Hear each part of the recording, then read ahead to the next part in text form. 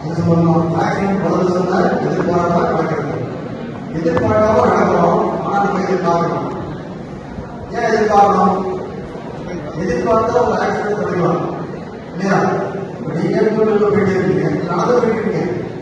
ஏன் நடந்து போயிட்டு இருக்கீங்க? ஆப்போசிட்ல வழியாக தான் பார்ப்பீங்க, பின்னாடி ஆப்போசிட் வழியாக தான் பார்ப்பீங்க. இதெல்லாம் கவலையெல்லாம் சரியா வந்து நம்மள மோதிடலாம். அதனால கை காலில் ஏதாவது ஃப்ராக்சர் ஆகலாம், இல்லை உயிரிழப்பு வரலாம். சரியா? ஸோ எதிர்பார்க்கணும். சரி, அப்போ எப்படி எதிர்பார்ப்பீங்க? டூ வீலர் ஓட்டுறீங்க, ஓட்டிகிட்டே போகிறீங்க, ஆக்சிடென்ட் நடக்கும் அப்படின்னு எப்படி எதிர்பார்ப்பீங்க? கொஞ்சம் விழிப்பாக இருக்கணும், வேற ஒன்றும் இல்லை இல்லையா? ஓவர் ஸ்பீடாக ஓட்டாமல் நம்மளால் பிரேக் அடித்தா எவ்வளோ தூரத்தில் போய் அந்த லாஸ்ட்டில் மேடம் சொன்னது தான் கரெக்ட். மேடம் திரும்பி பேச வைக்கணுமா சொல்லுங்க. அவங்க ஸ்ட்ரிக்டாக தான் பார்த்தீங்களா? கொஞ்ச நேரம் இல்லை, ஒரு முக்கியமான விஷயம் இல்லை, கேட்கலாம்ல? திரும்பி இந்த நிகழ்ச்சி கிடைக்குமா அது மாதிரி சொல்லுங்கள் ப்ளீஸ். இப்போ நம்ம ஓவர் ஸ்பீடு ஓட்டுறதுனால தான் இப்போ எங்கள் இன்ஸ்பெக்டரோட சொல்லுவார், சார் உயிரிழப்பு வந்து ஓவர் ஸ்பீடில் தான் நடக்குது. ஓவர் ஸ்பீட் மட்டும் இல்லைன்னா உயிரிழப்பு வராது, லேசான காயங்கள் தான். ஸோ எல்லாமே நீங்கள் டூ வீலர் ஓட்டுவீங்க, ஃபியூச்சரில் கார் ஓட்டுவீங்க, சில பேர் வெஹிக்கிள் கூட ஓட்டலாம். ஆனால் இந்த ஓவர் ஸ்பீடாக ஓட்டாமல் அளவோட ஸ்பீடில் ஓட்டணும்னா பிரேக் அடித்தா நின்றுடணும். சரியா? உங்களுக்கும் பாதிப்பு இல்லை, எதிர்க்க நடந்து வரவங்களுக்கும் டூ வீலர் வரவங்களுக்கும் பாதிப்பு இல்லை. பண்ணிடலாமா எல்லாரும்? அது மாதிரி செய்யலாமா?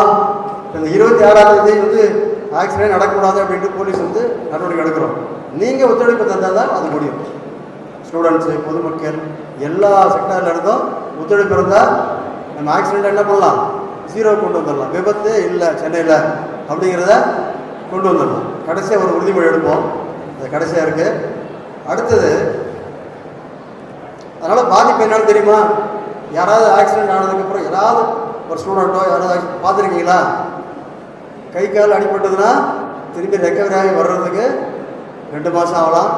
சில பேருக்கு இப்போ நான் எனக்கு தெரிஞ்சு டூ வீலரில் போயிட்டு சின்ன வயசு 20 வயசு பசங்க ஒரு டூ வீலரில் போகிறாங்க, ஸ்கிட்டாகி ஓடுறாங்க, பஸ்ஸில் அடிப்படுது, கை கால் 2 பேர் போயிடுச்சு. ஹாஸ்பிட்டலில் இருக்கார், ஜிஹெச்சில் இருக்கார், நான் பார்த்துட்டு தான் வரேன், ஃபோட்டோலாம் இருக்கேன், காட்டினீங்கன்னா பயந்துருவீங்க. நான் பயமுறதுக்காக சொல்ல, இது உண்மை. டெய்லி இந்த மாதிரி சம்பவம் நிறைய நடக்குது. ஆனால் உங்களுக்கு தெரியாது, எங்களுக்கு தெரியும். ஏன்னா இந்த ஏரியா ஃபுல்லாக நாங்கள் பார்க்க தான் எங்களுக்கு தெரியுது எத்தனை விபத்து நடக்குது. டெய்லி காலையில் எழுந்தால் பேசும்போதே பார்த்தா இங்கே அடிப்பட்டாரா, அங்கே அடிப்பட்டா, தலையில் அடிப்பட்டான்னா ஆகும். திரும்பி ரெக்கவரி ஆகி வர்றதுக்கு ரொம்ப நாள் ஆகிடும். அதனால தான் என்ன பண்ணுறோம்? ஹெல்மெட் அணியணும்னு சொல்கிறோம். ஏன் போடணும்? ஹெல்மெட் போடாமல் போட்டான்னா ஒன்றும் இல்லை, ஏற்கனவே நம்ம தலைக்கு கவசம் என்ன பண்ணுறாங்க? கொடுத்துருக்கு இல்லையா? கொடுத்துருக்காங்களா இல்லையா?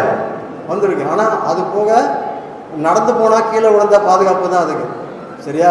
நீங்கள் டூ வீலரில் போவீங்க, இல்லைன்னா நீங்கள் என்னது எஃப்இ 20 வந்திருக்கு இல்லையா? இப்போ அந்த வண்டியில் போய் 220 சிசியில் போய் 120 கிலோமீட்டரில் போய் நம்ம ஸ்கிட்டாகி விழுந்தா பாதுகாப்பு நம்ம தலைக்கு கொடுக்கலாம். இப்போல்லாம் அப்போ வந்து அந்த 220 சிசியில் வரல, கடவுளுக்கு தெரிஞ்சால் ஒரு மேலே அப்போவே நல்லா ஸ்ட்ராங்காக படிச்சிருப்பார். சரியா? அதனால தான் நம்ம என்ன பண்ணுறோம்? எக்ஸ்ட்ரா ஒரு ஹெல்மெட்டை தலைக்கு போடுறோம். நீங்கள் ஹெல்மெட் போடாமல் வண்டி எடுக்காதீங்க.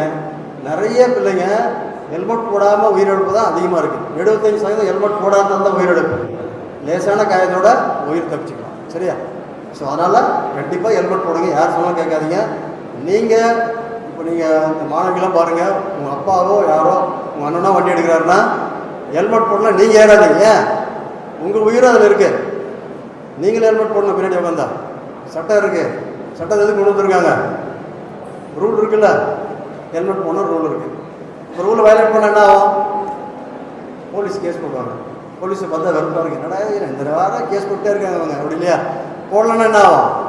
அப்புறம் யாருமே போட மாட்டோம். என்ஃபோர்ஸ் பண்ணலன்னா நீங்கள் போட்டிங்கன்னா நாங்கள் ஏன் போட போகிறோம் சொல்லுங்கள்? எங்களுக்கு வேலையே இல்லை. நாங்கள் மட்டும் உட்காந்து டிராஃபிக் மட்டும் ரெகுலர் பண்ணிட்டு போயிட்டே இருக்கோம். நீங்கள் ரூலை வயலேட் பண்ணலன்னா போலீஸுக்கு வேலையே இல்லை. ஸோ ஜீரோ ஆக்சிடென்ட் கொண்டு வந்தது அதனால தான். சரியா? உங்களுக்கும் ஃபைன் கட்டக்கூடாது. நாங்களாம் என்ன பண்ணணும்? உங்களுக்கு ஃப்ரீ ஃப்ளோ உருவாக்கணும். இப்போ கன்ஜெக்ஷனாக இருக்க டிராஃபிக்னா ஒரு மணி நேரத்தில் பொருள் 1/2 மணி நேரத்தில் போனால் எவ்வளோ வேலை நடக்கும் சொல்லுங்கள்? எல்லாருக்கும் டென்ஷன் தானே காலையில். இப்போ ½ மணி ஹவரில் போகக்கூடிய ஆஃபீஸ் 1 மணி நேரத்தில் போனீங்கன்னா நீங்கள் என்ன பண்ணுறீங்க? ஆஃபீஸில் போய் திட்டு வாங்குறீங்க, காலை வரும்போது திட்டு வாங்குறீங்க இல்லையா? இருக்கா இல்லையா? டைமோட வரணும்ல. அதனால் ஹெல்மெட் வந்து மிக மிக அவசியம். அது மாதிரி இந்த 2 வீலர் ஓட்டுறவங்க இருப்பாங்க, 17 இயர்ஸு இல்லை 18 இயர்ஸ் நாட் கம்ப்ளீட்டட். ஃபஸ்ட் இயரில் 17 இயர்ஸ் தான் இருப்பீங்க. இந்த 17 இயர்ஸ் இருக்கிற 2 வீலர் ஓட்டாதீங்க. ஏன்? பாதிப்பு உங்களுக்கு மட்டும் இல்லை, யார் அந்த வண்டியோட ஓனரோ அவருக்கு தான் பாதிப்பு, அவருக்கு தான் பனிஷ்மெண்ட் அதிகம். சொன்னாங்களா முதல்ல? நீங்கள் வேணும்னா மோட்டர் வெஹிக்கிள் ஆக்ட் எடுத்து படிங்க. மொபைல் வச்சுருக்கீங்க எல்லாரும், இப்போ எல்லோரும் மொபைல் தானே, அதில் அந்த ஆக்டை போட்டு படிங்க. என்ன பனிஷ்மெண்ட்னு பாருங்கள், அவங்களுக்கு தான் அதிக பனிஷ்மெண்ட்டு. ஸோ அதனால் நீங்கள் வண்டி எடுத்து உங்கள் அப்பாவையோ உங்கள் அண்ணனையோ மாட்டி விட்றாரு. சரி, பனிஷ்மெண்ட் அவர் தான் ஜெயிலுக்கு போகும். சரி, அதனால் 18 இயர்ஸ் கம்ப்ளீட் ஆச்சா லைசன்ஸ் எடுத்துகிட்டு முறையாக வண்டி ஓட்டுங்க, பாதுகாப்பாக வண்டி ஓட்டுங்க, சேஃபாக ஓட்டுங்க. அது தப்பு இல்லை. வண்டி ஓட்டுறது பற்றி யாரும் வண்டி ஓட்டக்கூடாதுலாம் இல்லை, ஓட்டலாம். ஆனால் வாகனத்தை சேஃபாக இருக்கணுன்றது தான் இதோட நோக்கம். கடைசியில் மட்டும் ஒரு சவுண்ட் வந்துட்டு இருக்கு, யாராவது ஒரு கேள்வி கேட்கும். அப்போ தான் யாராவது எழுப்பலாமா? யார் அதிகமாக பேசுகிறாங்களோ அவங்க எழுப்பிட்டுரும்.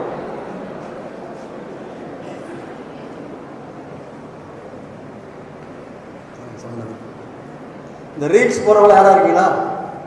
இந்த வீலிங் பண்ணி ரீல்ஸ்லாம் போடுவாங்களா? இந்த பக்கம் தான், இந்த பக்கம் இல்லை. யாராக இருக்கீங்களா? Very good very good. வாப்பா இங்கே வா, இப்போ கை கிட்ட வாங்க வாங்க இங்கே வாங்க. இல்லை, ரீல்ஸ் போடுறதுக்கு வாங்க. இந்த வீலிங் பண்ணி ரீல்ஸ் போடுறாருல அது ஹீரோ வரட்டான். பார்த்தீங்களா? வரமாட்டார். ஓகே ஓகே, ப்ளீஸ் சரி சரி, பரவாயில்ல, வாங்க விடுங்க. சரி, அமைதியாக இருக்கலாமா? ஸோ ரீல்ஸ் ஏன் போடுறோம்? நீங்கள் இன்ஸ்டாகிராமில் போடுறீங்க.